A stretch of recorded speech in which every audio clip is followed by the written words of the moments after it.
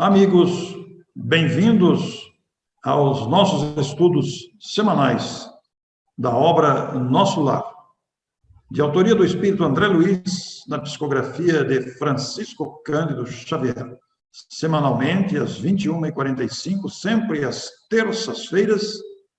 O nosso canal pessoal apresenta esses estudos que fazemos da obra Nosso Lar. Américo Sucena e Orson Peter Carrara, juntos, somos amigos há muito tempo, e estamos vivendo esta oportunidade tão feliz de comentar, de estimular o estudo desta obra notável que deu origem aos demais livros assinados pelo conhecido espírito André Luiz. Vários capítulos já foram gravados, já estão à disposição, e hoje nós estamos no episódio número 10, capítulo 10, no Bosque das Águas. Assim como nos capítulos anteriores, na descrição do YouTube desta gravação, você também encontra o poema específico deste capítulo, da nossa amiga poetisa de Florianópolis, Santa Catarina, Ilza Godin, que está conosco dentro desse trabalho, oferecendo a inspiração dos seus poemas. Américo Sucena, 10 capítulos, é uma conquista, é um marco, hein? Ou nossas saudações aos ouvintes e espectadores do canal do Orson. Realmente, acho que conseguimos chegar ao capítulo 10, mas ainda tem muita coisa pela frente, pelo jeito. Tem muita coisa. Muito bem, Américo. Este capítulo tem o nome No Bosque das Águas. André Luiz teve o seu interesse crescendo nos processos todos de vivência ali na colônia Nosso Lar. Inclusive, ele se refere já no primeiro parágrafo desse capítulo sobre o interesse nos processos de alimentação. Elísias o convidou para uma viagem, para uma visita ao grande reservatório da colônia. E verá, diz Elísias, que a água é quase tudo em nossa estância de transição. Américo, aí também uma outra referência à existência de recursos estruturados no plano espiritual. Aqui, o nosso Lísia se refere à existência de água no mundo espiritual. De fato, essa referência é importante, porque a água é um fluido fundamental na natureza de qualquer planeta. Nós devemos encontrar água aí nos planetas, na busca que o homem faz por vida semelhante à vida na Terra, e nós vamos ver que esse fluido ele está presente. É uma das coisas mais interessantes, porque ela é o dissolvente natural da natureza, né? Ela que dissolve os elementos da natureza, e, portanto, e dá vida a ela, né? Sem água, a vida no planeta, a vida vegetal, a vida animal e a humana seriam impossíveis. Portanto, é um recurso imprescindível. Muito bem, muito interessante falar sobre esse recurso. E o André, bastante curioso, acompanhou o enfermeiro. E chegaram a uma praça muito bonita, com toda a sua beleza, que ele já estava habituado a ver e a descrever. Tem descrito para nós aqui nos capítulos a maravilha natural das organizações estruturadas da colônia. E, para a surpresa de André Luiz, o Lísias vai dizer: esperemos o aerobus.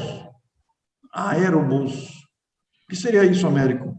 Então, o aerobus é um veículo que permite transportar as pessoas na região da cidade, que na época tinha 1 milhão de habitantes, e quem tem 1 milhão de habitantes, naturalmente, isso se esparrama por uma área muito grande. Portanto, por que existe o aeróbus se os espíritos, por exemplo, volitam?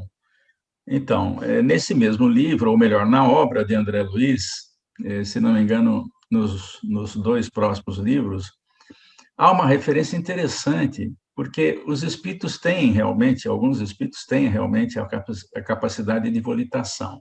O que é volitar? É se deslocar no ar, sob comando da mente, com o corpo perispiritual.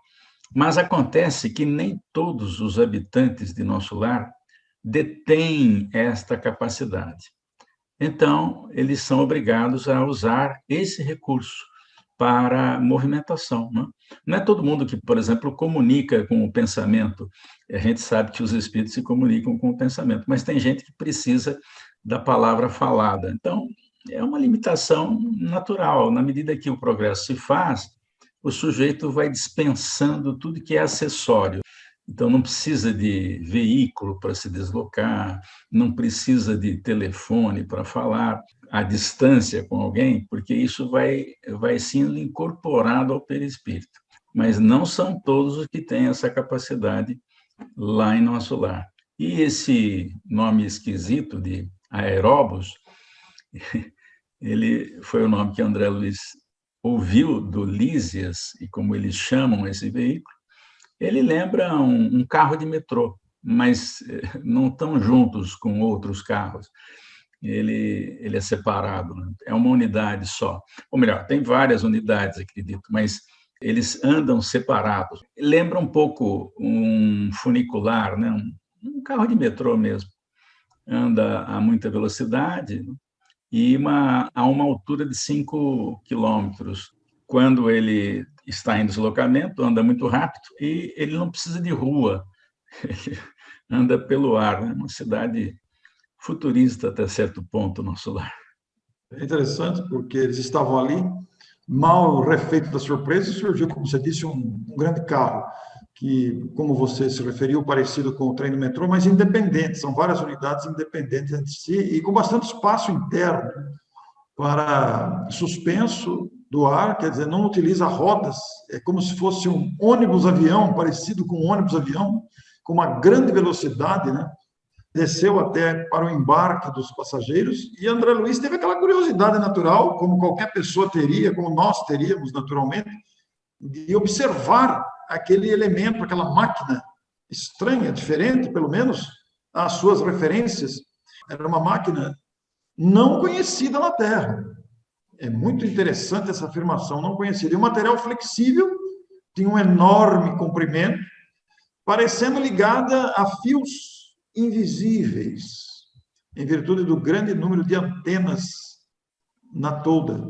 Até porque o nosso desenhista aí, o Mozart Couto, na visão dele, né, colocou no desenho, conforme ele pôde retirar das palavras descritas por André Luiz, construiu esse desenho que nós temos a oportunidade de ver nessa gravação, e que se tratava de um veículo de transporte. Quando você falou aí, Américo, que o espaço era mais largo, não é que nem o nosso metrô, que fica todo mundo amontoado, nossos metrôs brasileiros aqui, é que lá eles já sabiam da pandemia, né? Então puseram bastante espaço para não haver aglomeração.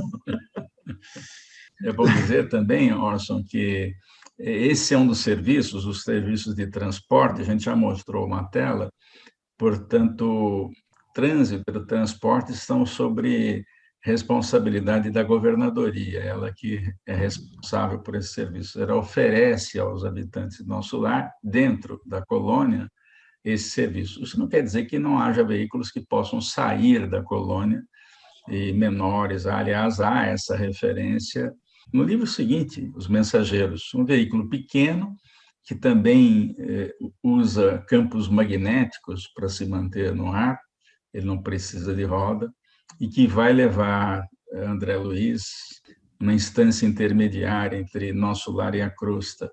Há essa referência também. Mas o desenho que Mozart Couto fez, Orson, ele já colocou o aeróbus no Parque das Águas, que é o local em que Lísias está levando André Luiz para falar exatamente sobre a importância da água. No comentário anterior, o nosso Américo se falou sobre o deslocamento dos espíritos que ainda têm necessidade de transporte. Porque quando nós chegamos ao mundo espiritual, nós estamos absolutamente condicionados às referências terrenas. Não seremos capazes de simplesmente pensar e imediatamente nos transportarmos para outro lugar. Nós podemos imaginar aqui mesmo, se tivermos que ir a algum lugar, nós temos que nos transportar. E os espíritos recém-chegados ainda estão limitados pelos condicionamentos trazidos do planeta. Então, esse detalhe é muito importante para não causar estranheza a existência de um veículo que transporte os espíritos desencarnados. E André vai dizer que o veículo se movimentava em grande velocidade, que ele não podia nem fixar os detalhes das construções que eram vistas, né, do interior do veículo, mas houve um deslocamento de aproximadamente 40 minutos, demonstrando que uma boa distância percorrida, porque ele fazia pequenas escalas, mas, igualmente, era uma grande velocidade que utilizava. E nessas paradas, quando ele observava a natureza em volta, novamente aquela admiração pelas belezas naturais que estavam levando eles ao Bosque das Águas, como citado pelo Américo aqui na descrição. Sempre a beleza da paisagem. E o detalhe, né, Américo? Havia música dentro desse veículo. Havia música, né? Essa referência, Orson, a respeito do aeróbus em grande velocidade, me lembrou uma circunstância muito curiosa de um companheiro que esteve no Japão fazendo palestras espíritas, e ele gosta muito de fotografia, então pegou aquele famoso trem-bala para ir de um canto ao outro do Japão e deixou a sua máquina de fotografia numa malinha, assim, no chão do carro, e ficou apreciando a paisagem. Realmente ele tinha uma certa velocidade, imagino que menor que essa aí, porque ele conseguia ver a paisagem. E aí aconteceu uma coisa estranha, muito curiosa. Ele viu o Monte Fuji, ele estava na janela, vamos supor, do lado esquerdo, e viu o Monte Fuji à sua frente. E o que ele fez? Bem, vou tirar uma foto do Monte Fuji, né? Enquanto ele abaixou para pegar a máquina fotográfica e voltou, o Monte Fuji já tinha passado, já estava lá atrás, ele tinha que virar para fotografar de tão rápido que era o trem bala. E quando ele fala aí que não dava para fixar direito a paisagem, acho que é mais rápido ainda. Tem que ficar esperto quando você pega um trem-bala, né? Mas é interessante o que você está dizendo, Américo, porque, veja bem, esse amigo que esteve lá, que nós conhecemos, né? Esse amigo, ele não tinha referências do trem-bala, ele tinha referência do metrô, dos trens de São Paulo. Né? É a mesma situação, olha que comparação interessante, porque ele não tinha referência, a referência dele era a nossa velocidade. Aí chega lá e pega um trem-bala, quer dizer, é outra referência que a gente, quando vai pela primeira vez, pelo menos você não sabe. E é o que está acontecendo com o André. Ele está numa situação muito diferente aqui. Ele está numa situação inédita para ele, né? Se surpreendendo com as novidades que surgem durante a viagem. Interessante, Orson, você lembrou uma coisa interessante de comentar. Nós sabemos que, na obra de André Luiz, há a seguinte referência. Quando você sai de um núcleo na vida espiritual para vir à Terra, você dá baixa nesse núcleo. Já falamos sobre isso. Né? Já falamos. E a pessoa vem para cá. E quando volta, tem que dar entrada lá, mesmo que a pessoa mude de núcleo depois, mas tem que voltar lá para dar baixa. Isso fica bem claro no livro Obreiros da Vida Eterna.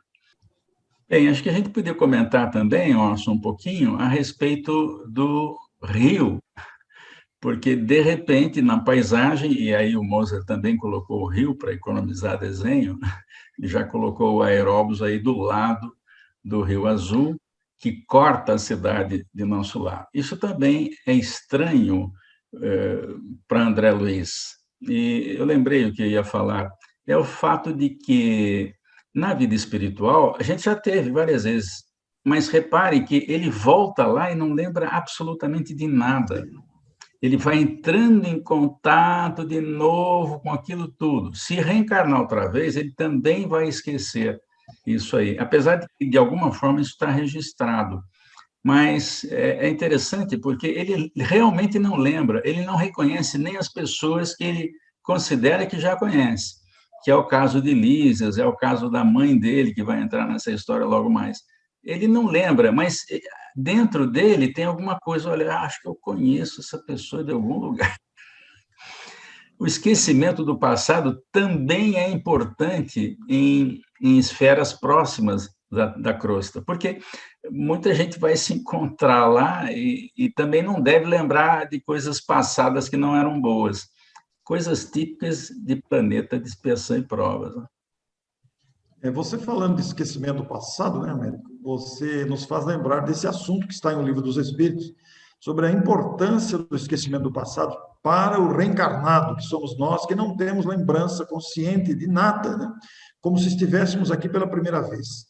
E agora você se refere ao esquecimento do recém-desencarnado, que é uma realidade enfrentada pelos espíritos. A memória do desencarnado é a memória recente da sua última encarnação, mas mesmo assim com grande dificuldade às vezes, até porque aqui nós esquecemos as coisas, às vezes faz um esforço danado para lembrar.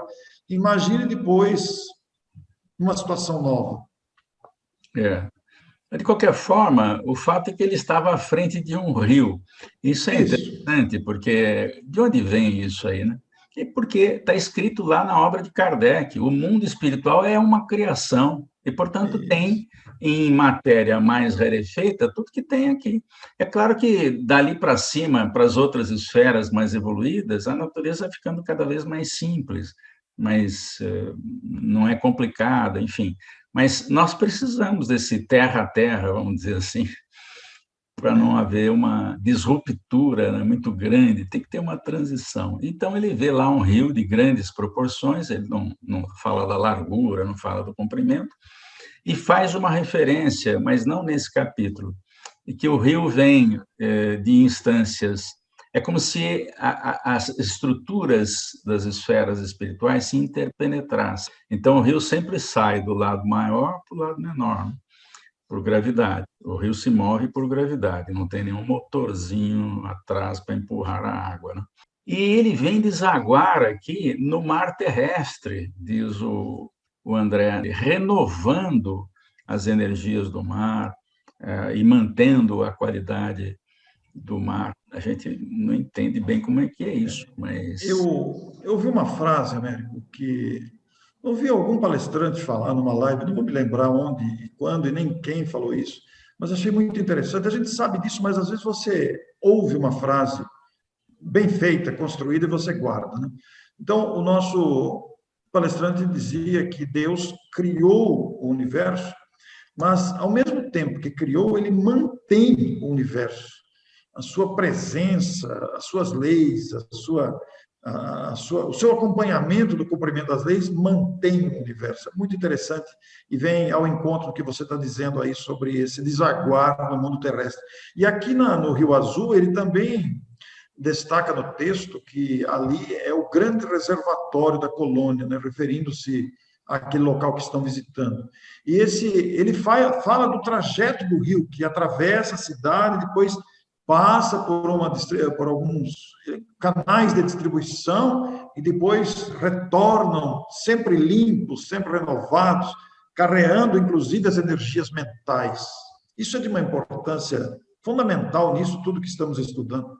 Ele vai dizer mais à frente no livro, e nesse mesmo texto, nesse capítulo, que essas caixas de distribuição, a gente vê aqui em empresas que cuidam da água, né?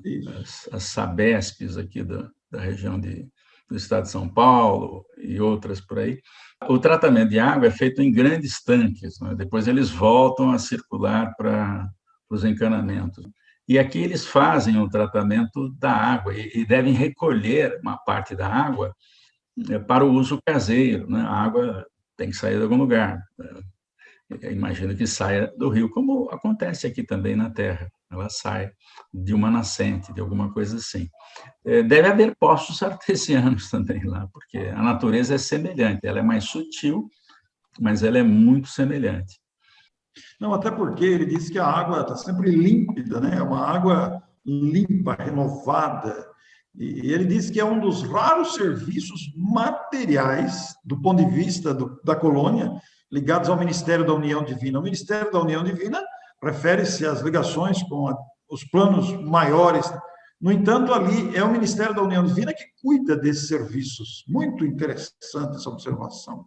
Apesar de ser um trabalho material, eles carregam recursos dessa comunicação com esferas superiores. Quem imaginaria uma coisa dessa, né? Você vai dizer assim, né? Mas o médium precisa viajar muito. Chico Xavier, ele esteve na vida espiritual, porque começou a escrever o livro, achou aquilo tudo muito estranho. E olha, estamos falando de um médium de gabarito, não é um médium que está chegando agora, é um médium de gabarito. Ele teve uma tarefa, ninguém escreve 530 livros sem ter gabarito para isso. Mas então ele desconfiou que isso não pudesse existir. Por quê? Porque esqueceu completamente o passado. Então o Emmanuel o leva durante o sono para conhecer a cidade, para que ele não tivesse dúvida com relação aos mecanismos que ia encontrar, porque senão ele teria muita dificuldade de aceitar e escrever. Depois que ele viu aquilo funcionando, falei, mas isso é verdade mesmo. Repare que ele não lembra absolutamente nada da vida espiritual, sendo que ele veio de lá. Não quer dizer que ele veio de nosso lar, ele deve ter vindo de esferas acima, mas ele devia conhecer esse mecanismo antes de reencarnar. Reencarnou, esqueceu tudo.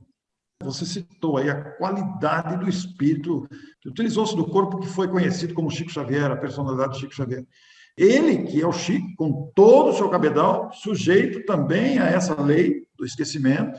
Pobre de nós, né, Américo? Porque um médium desta qualidade, desse quilate, também sujeito a tudo isso. Imagine a gente, então. Então, mas ao longo da vida, o Chico foi lembrando as coisas de Isso. outras vidas, inclusive. Então, quem conheceu o Chico na intimidade, conhecemos algumas pessoas que tiveram essa possibilidade, ele se lembrava de outras vidas. Uma companheira nossa do centro, que o conheceu e tinha uma certa intimidade, sempre que chegava perto dele, ele dizia assim, fulana, Barcelona, lembra de Barcelona? Ele estava lembrando de outras vidas encarnado, mas ele não conseguia lembrar, quando começou a escrever o livro, em 43, da vida espiritual. Interessante isso, alguma coisa a ser estudada ainda. O texto do André aqui no livro, no próprio capítulo que estamos agora estudando, ele vai dizer que, normalmente, nós, os seres humanos, nem sempre damos e conhecemos ou cogitamos seriamente da importância da água. Você tem uma frase para compartilhar com a gente, né, Américo, de grande importância neste raciocínio da importância da água. Então, a frase é de Lísias, e que diz que a água é veículo dos mais poderosos para os fluidos de qualquer natureza. Então, não é à toa, por exemplo, que a homeopatia se utiliza da água para, em diluições sucessivas das substâncias curativas, ficarem apenas com a energia dela, aquela diluição que os remédios homeopáticos apresentam. Você vê, a água aceita aquilo com uma certa facilidade e distribui aqueles elementos energéticos da medicação que nos favorece aqui na Terra. Aqueles que sabem e usam esse recurso conhecem muito bem os efeitos disso, sobretudo para doenças renitentes, alergias, alguma coisa que se repete no tempo, né? A medicação homeopata é muito interessante. Américo, inclusive, na sequência dessa frase que você citou, o Lísias vai dizer que a água é empregada como alimento e remédio. Está se referindo ao plano espiritual ali nas explicações a André, mas nós podemos trazer essa questão à nossa realidade física aqui. No uso que nós fazemos da água, é indispensável, como você disse no começo do nosso comentário, a água é indispensável, nós não vivemos sem a água, é impossível viver sem a água, com toda a sua múltipla utilidade. Mas pensando na questão fluídica, em que a frase foi ventilada aí, poderoso para os fluidos de qualquer natureza, nós, os espíritas, estamos habituados a utilizar a água fluidificada. Por exemplo, no fato de quando você for tomar um copo de água, mentalizar aquilo que você está ingerindo. Ou, ao tomar um banho, você utilizar-se das águas que caem sobre o corpo, aquele momento que você está com a cabeça pesada e desejando libertar-se das preocupações, da pressão em torno. Quer dizer, a água tem um papel fundamental na cura até, na limpeza, não só limpeza física, mas limpeza do ambiente também, limpeza e espiritualmente considerado. Limpeza psíquica, né? A gente podia fazer oração enquanto está tomando banho, né?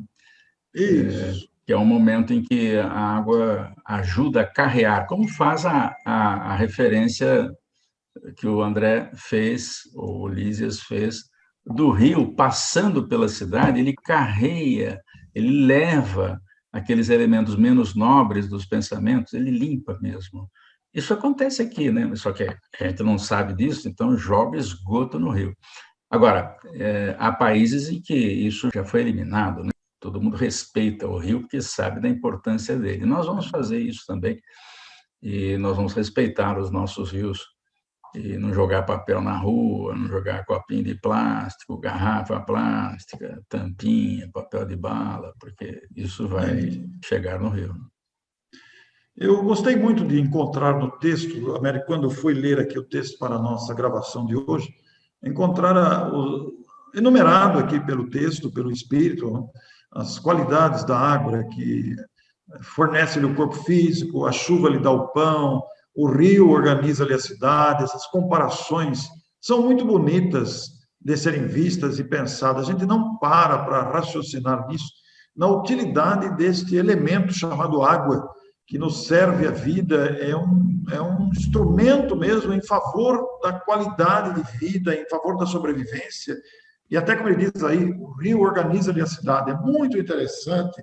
Os homens perceberam que os rios seriam de grande utilidade na organização das cidades. Porque precisavam beber água, então se fizessem a cidade longe do rio, iam ter que andar até lá, porque nós estamos falando das primeiras cidades no planeta, né? Então, as cidades, normalmente, elas nascem exatamente próximas a rio. Depois tem problemas, como inundações, porque não cuidam suficientemente da absorção com o asfalto, com as calçadas, sem deixar espaço para a água escoar, ela vai se acumular e vai inundar muita casa por aí. Mas esse é um processo, nós vamos aprender a fazer casas de uma maneira que não sofram inundações, né? Reservando o piso, por exemplo, o piso que a gente chama de calçada, e deixando que a água penetre, né? Não cimentando as calçadas, né? Isso nós devemos aprender a fazer. Aliás, alguns já sabem, algumas cidades já têm isso, exatamente para diminuir a chance de inundação. E até a coleta de água de chuva é algo que as cidades ainda deverão utilizar. Já existe, mas está muito modesto, ainda muito tímido. Américo, tem uma frase muito importante aí que nós vamos compartilhar com os nossos telespectadores, referindo-se aos resíduos que a água carrega. Você tem uma frase muito bonita aí. Você quer ler para a gente? A água no mundo não somente carrega os resíduos dos corpos, mas também expressões da vida mental. E é engraçado porque a gente não imagina que ela carrega também as expressões da vida mental. A gente não sabia disso. Então, veja como o Criador, ele concebeu o universo com todas as leis e não ensinou para ninguém, mas deu a inteligência, a vontade e o pensamento para o homem descobrir. E esse é o prazer de viver, você descobrir coisas a cada instante. Então, nós não sabíamos que isso acontecia, vem uma revelação espiritual e fala disso.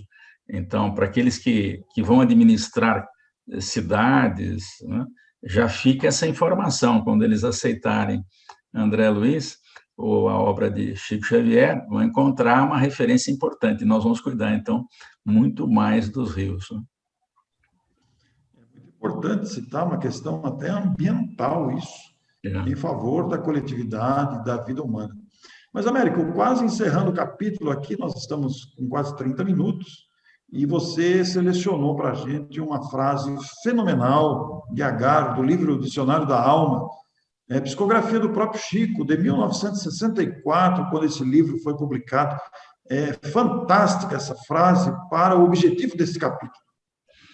Essa frase é do espírito que assina o nome de Agar, está no livro Dicionário da Alma, publicado em 1964, da Lavra Mediúnica de Francisco Cândido Xavier. E diz assim: se você está doente e desalentado, veja só, doença e desalento, peça a bênção do Senhor para o copo de água fria, que lhe atenua a sede, porque da fonte superior fluem substâncias de paz e restauração para quantos pedem socorro. Então, é comum, agora na pandemia, Orson, as pessoas perguntar, e agora, como é que eu vou levar a minha garrafinha de água fluida no centro? Se o centro está fechado, não precisa levar no centro. Põe a garrafa do lado, ou o copo d'água, faz a prece, deita, quando acordar, toma água. A água vai ser fluidificada pelos amigos espirituais. Algumas pessoas perguntam, mas precisa destampar a garrafa? Não precisa, os fluidos, eles penetram por dentro da garrafa e ficam alojados exatamente nesse solvente universal que é a água. É claro que os fluidos, o termo correto é fluidos, não fluido. Fluidos é participo passado do verbo fluir, mas os fluidos, né, que é uma forma de energia, eles são referência na obra de Kardec, porque esse é o recurso que os espíritos usam para magnetizar, para minorar dores e aflições. E eles são e podem ser colocados na água para que a pessoa ingira a água. Portanto, a medicação está lá. Lembra bem a medicação homeopática que nós conhecemos, usando a água como veículo principal. Américo, essa frase aí me faz lembrar, eu vou compartilhar com os amigos que estão assistindo aqui, uma coisa que talvez eu nunca tenha dito em público, mas a frase sugere. É uma experiência pessoal. Eu tenho o hábito, é um hábito pessoal esse. Toda vez que vou tomar um copo de água, que vou ingerir um copo de água, eu mentalizo aquela água recheada de fluidos que me façam bem, que elas possam carregar dentro dos próprios elementos que a constituem, né, recursos para o meu bem-estar, para a minha saúde. É um hábito que eu pratico há muito tempo, e só ao ingerir a água eu mentalizo aquela água sendo saturada desses elementos que podem me fazer bem. E quero compartilhar isso com os amigos, porque qualquer pessoa pode fazer isso. Qualquer pessoa pode mentalizar essa fortificação, essa fluidificação da própria água. Muito bonito isso. Não precisa do centro espírita, não? Isso. Qualquer amigo espiritual que saiba manipular fluidos, ele pode fazer a fluidificação das nossas águas, né? Quando a gente faz o evangelho no lar, é só deixar a aguinha ali também, os espíritos vão fluidificar. Mas eu queria lembrar, Orson, uma ação da ciência, uma descoberta da ciência, o Dr. Masaru Emoto, um engenheiro japonês, que descobriu que a água realmente é muito sensível aos pensamentos, à música.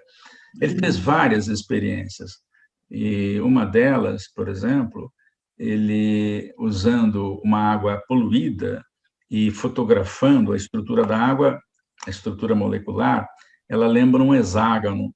Na água líquida não dá para ver isso, e também na água vaporizada também não. Mas na água gelada, você consegue, ao microscópio, perceber os cristais de água. Então, ele fez essa experiência, antes e depois. Água poluída, fotografa a água já gelada, para que apareça, e não tem uma forma adequada, o cristal de água, quando ela está poluída, ela está desorganizada.